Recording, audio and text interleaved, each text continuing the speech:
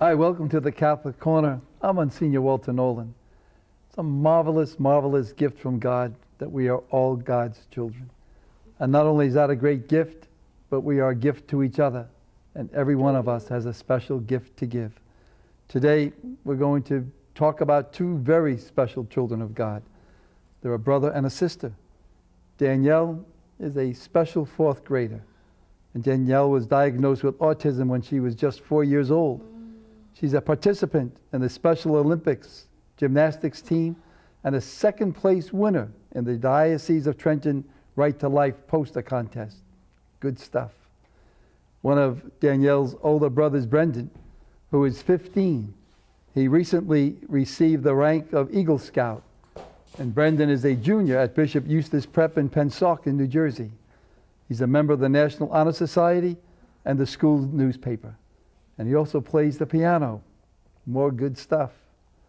We've asked Brendan here today to talk about his Eagle Scout project.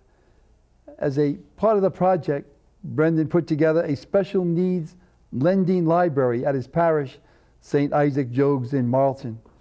The library has materials to help prepare children with autism who have little or no reading or verbal skills for their first Holy Communion sacrament.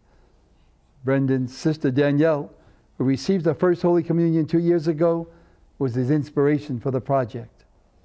Also today with us are Brendan and Danielle's dad, Dave Rizzo. Dave is married for 18 years to his beautiful wife, Mercedes.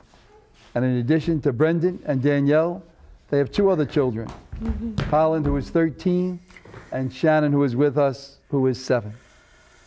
David is a physical therapist working with adults and children with disabilities. Welcome, my good friends, to the Catholic Corner. So nice to have you all. Gosh. David, let's begin with yourself. You're a physical therapist and you work with adults and children.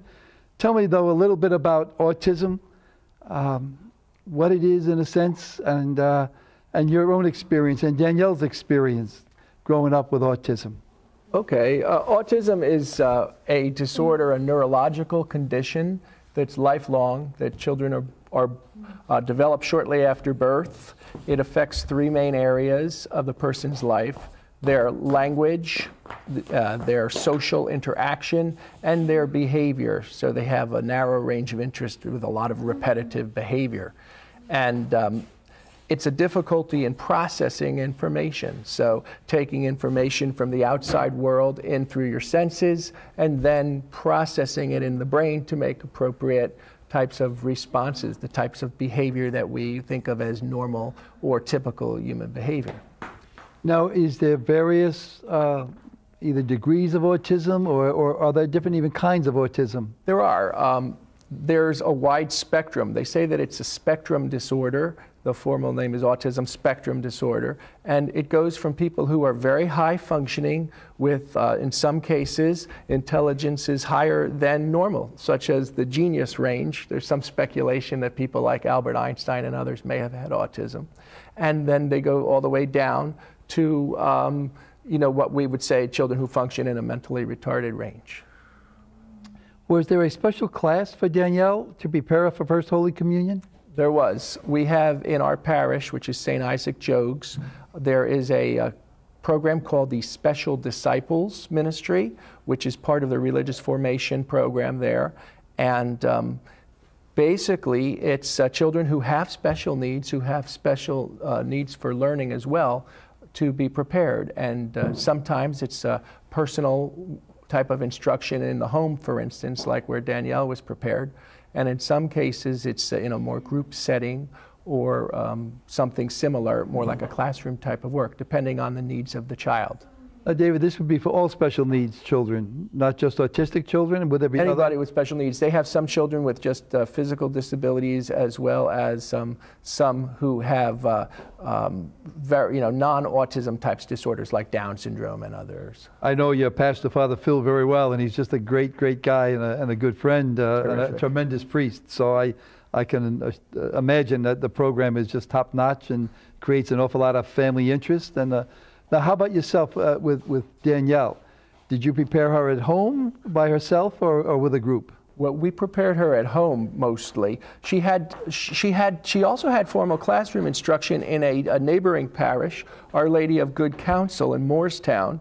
They ran a program which was more, it was a large program, and it was open to children not just from that parish but from surrounding areas who needed to prepare for their sacraments. But Danielle did that for about a year, and along with that, she also prepared at home with the woman Grace Toman, who was the head of the program at St. Isaac Jogues, and we prepared in our household, where we used homemade materials and the like to help prepare. Can you give me just a little idea of what you would do at home with Danielle? Well, we knew that Danielle was very good at matching.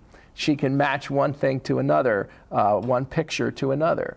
People with autism are very picture-oriented. They think in pictures rather than words often. So what happened is we put together, for instance, instructional material like how to do the sign of the cross, for instance, using pictures, where she had to match the different parts of the sign of the cross.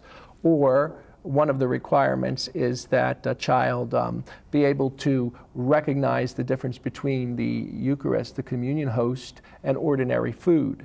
So one of the matches was, can you match the icon for the host? Does it go with the food icon, or does it go with the Jesus picture? So that kind of thing.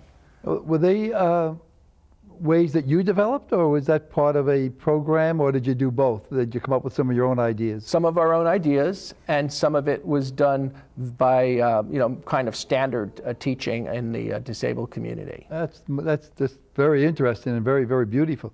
And we have here this young man. He's all dressed up as a scout. Yes. And I said to you before, brother, you have more medals than I've ever seen in my life.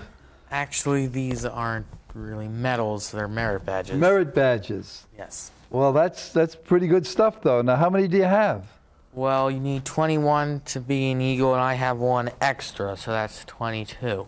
So you need 21 merit badges just to partake to be an Eagle Scout? Is that Yes. how I would say that? Yeah. Gosh, that is just... Now, tell me a little bit. I think to be an Eagle Scout, you need a special project? Yes. Can you talk about your special project? Okay, so my project was a resource funding library for nonverbal and minimally verbal children so that they could receive their sacraments. So you started a library, a lending library? Well, it was like the small thing in St. Isaac Jogues Church. Well, I'm sure it wasn't such a small thing. That sounds like a tremendous gift to the parish and to the families there. Can you tell me a little bit about it? How did you start that, and what went into that? Okay. A few years before I needed to do a project, my sister Danielle was working on making her first communion, and my parents had a bit of trouble like getting materials for us so my sister could learn about Holy Communion. So basically other parents in their situation shouldn't have to reinvent the wheel practically. So you took some of the materials that you had at home or that you and Dad put together and made a little library out of it? yeah. Well, that's terrific, Brendan. Now, could anybody go? How does that work, David? Can people go there to the library and just see and peruse things, or is it a special program that you have to kind of, ask to have things taken out? Well, there are, for instance, this was put together. Hi, Danielle. This was back with us because she wants to hear what this is all about. This is, for instance, an example of what one of the pieces might look like. And here was an instructional on how to receive communion and breaking up the different steps into what a child might have to do first: to stand up, wait in line, place hands. You can see this is the mechanics of communion. Walk quietly, because one of the requirements of to be able to receive communion is that one receives reverently. So the bishops have laid that out as a requirement, and so this is the mechanics of how to, for instance, receive reverently, all the way down to praying at the end after receiving. So, for instance, this would be one of the instructional materials. Here's a sign of the cross with a child picture, for instance, in the different positions, and it's a matching with Velcro. Now, and again, the like. David and Brendan, did you make some of this up yourselves? Yes, this was done actually, and also a behaviorist friend of ours helped as well. Oh, that is just outstanding. And so these, for instance, have a pocket like you would find in a traditional library. You know, and it's called Learning Module for Children with Autism, and at St. Isaac Jogues. And so the person would sign it out and bring it back. So any member of the parish would be able to go, as well as the Special Disciples Ministry can utilize the material as well. Now, I understand there's, what does PECS mean? Is that something special? Yeah, sure, Brendan. It stands for Picture Exchange Communication System. Okay. And it's because people with autism, if they can't talk, then they probably can't read, but they can understand pictures. So these are pictures which are standardized, like, for instance, this would be like a order of the Mass done in PECS, and so a child with autism will be able to understand this because he or she can see the pictures. Wow. Now, could I just see that a second? Yes. Is that also something that you, is that standardized, or is that something you folks put together? We put this together. Brendan and me and Brendan's mom and, like I said, some friends of ours Sure. who understand the learning aspect of this a lot. We put this together as an order of the Mass or a missal. And the way it works here is the first picture on the page tells you something about like your body position, whether you're sitting, standing, or kneeling. And then the second part would be what's going on in the Mass at that time. So here you have someone standing. Yes. And then you have someone singing. Singing the entrance song. So that's the icon for sing, and that's the icon for stand. So like children who use PECS regularly and have those in their vocabulary would be able to understand. And you could, of course, you would train, you would teach your child what they mean in the context of a Mass. For instance, you could take it with you and practice it following along. And you might, if the child didn't understand it exactly, you could help them by prompting them to stand or to kneel or the like. And it's a wonderful tool because it helps the child stay focused during the Mass. As you can see with Danielle, you know, she wants to move and go wherever she wants. It's kind of wherever the Spirit wills her, right? And basically that gives a focus for her attention and gives her the cognitive knowledge of what she's expected to do at any time. The acronym PECS, was that something you made up, or is that part of a system? That's a standard name. Picture Exchange Communication System. It's it's like a language in pictures for people who aren't good with language. People with autism and other disorders. Maybe it's because I'm a pastor, Brendan and David, but I just happened to turn to a page here where it has sit, and you have put money in the basket. Put in basket, that's it. I don't know why that one flipped open right away to me. But that's the one the child can participate in very easily. Well, you know, we often will give our envelope to Danielle or to Shannon, our other daughter, of course, to participate by putting it in. And kids love to do that. So they know that there's a participation and a giving to this. Yes, there is. This is just absolutely terrific. Could I ask you, Brendan, I don't know where to put this. You have so much wonderful stuff here.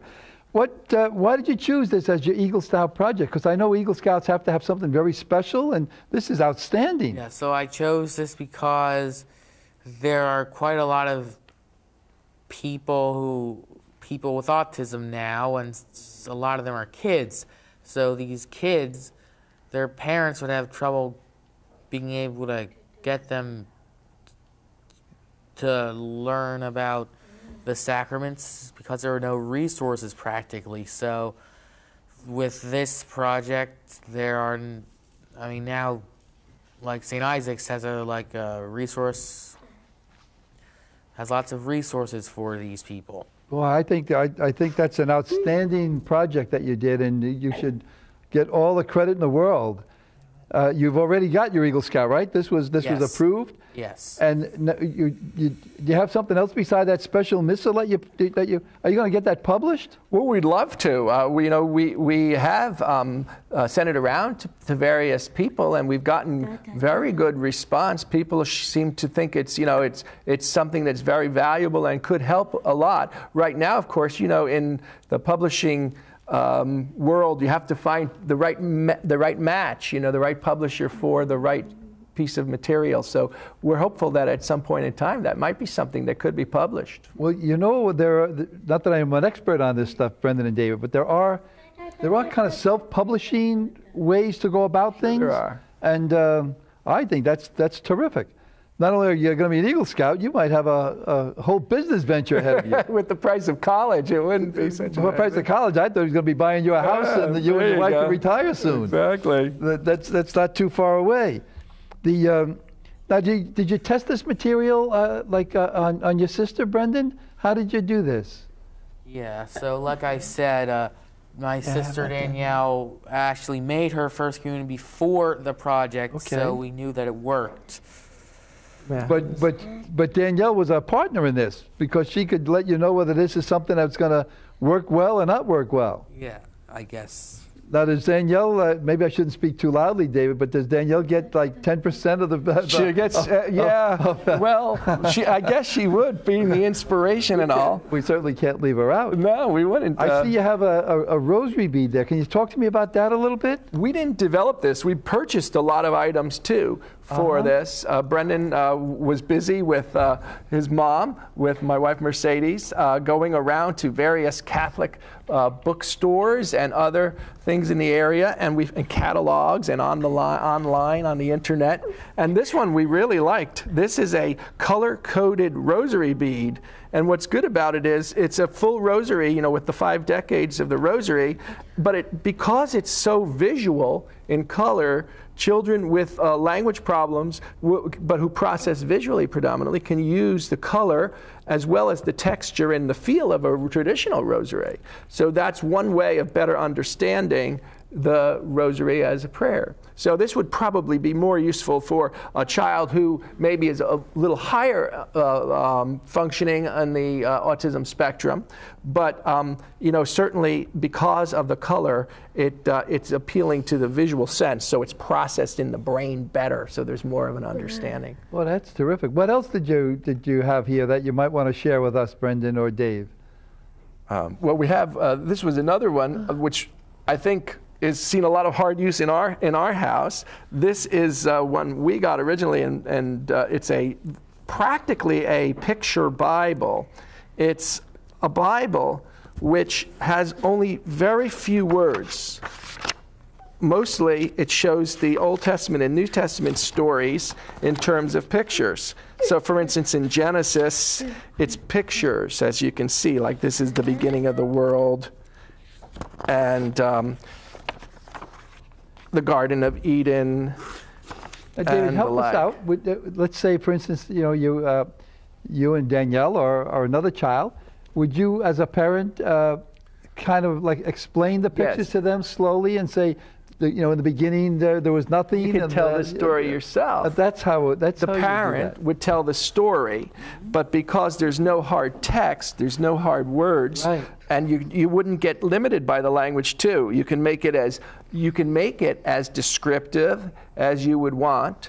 Or you can, she likes that rosary. That's a beautiful rosary.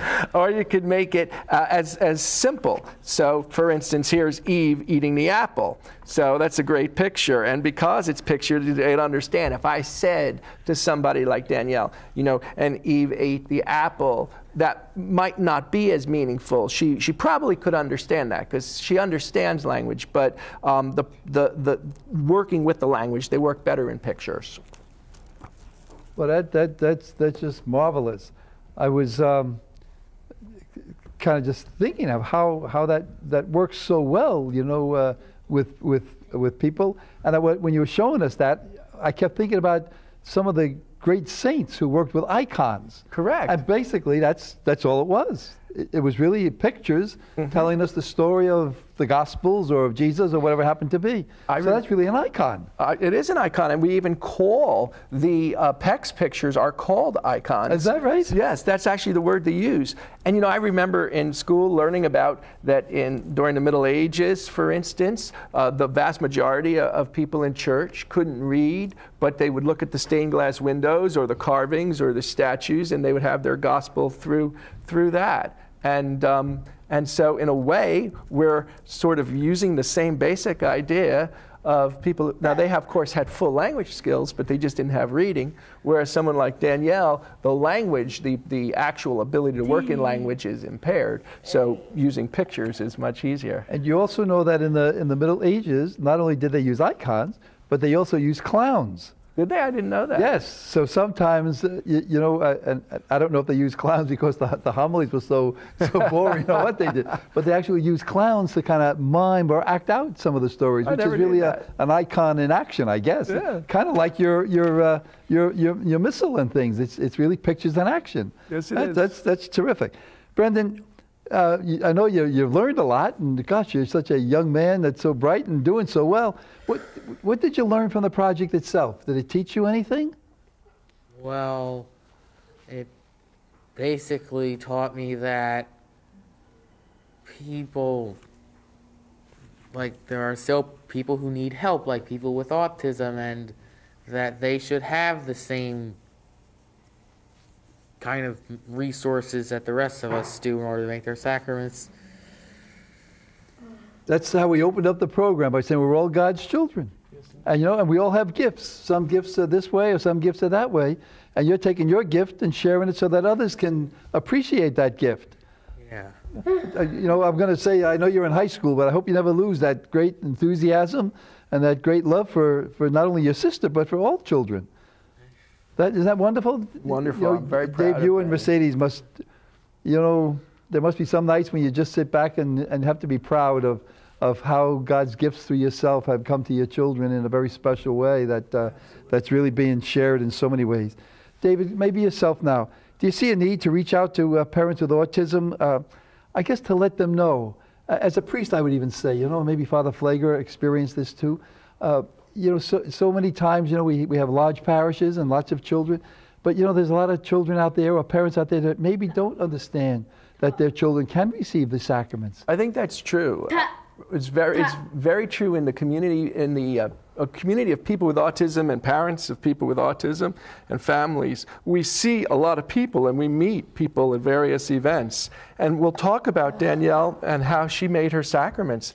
And some of them will be shocked to know that this is even possible for a child with autism, for a nonverbal child. And they might not know, for instance, that there is a process in many cases, whether it be through the program that was at the Our Lady of Good Counsel, or else through a special disciples ministry, for instance, in our parish or in anyone else's parish. I'm not sure if other parishes have it, but if they do.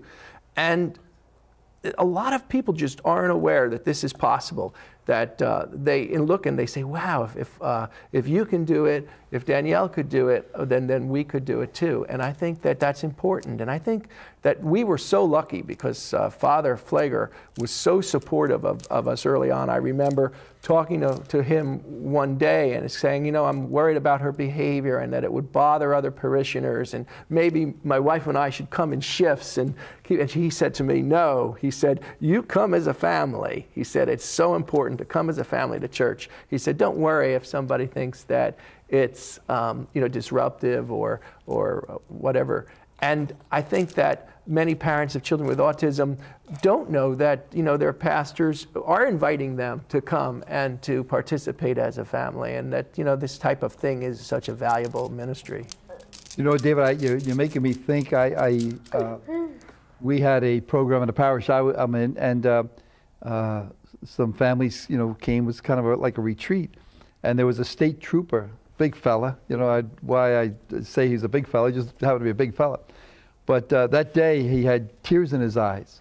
And I remember I said to him, what's the tear for?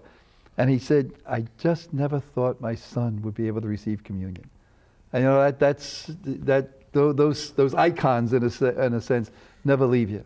No, they don't. Because I think there are times, when all of us have families and all of us have youngsters, and it's just a nice gift to know that we can share, because that's the way Jesus was, and that's the way he shared. I know exactly what he said. I cried too when Danielle received communion. It was just something I never thought would really happen. In fact, we were nervous right down to that day that it might be her first and only communion, but sure enough, every week now she's a regular recipient of communion. She receives so reverently, and it's become a regular part of her life and our life, and so it's so important. But it also teaches us, lots more than we'd ever learn in a book. It teaches us about God's family and God's blessing. So I'm so glad that you have a pastor like Father Phil. Oh, yeah, he's wonderful. That opens up all the family life and all of his love and all of his blessings.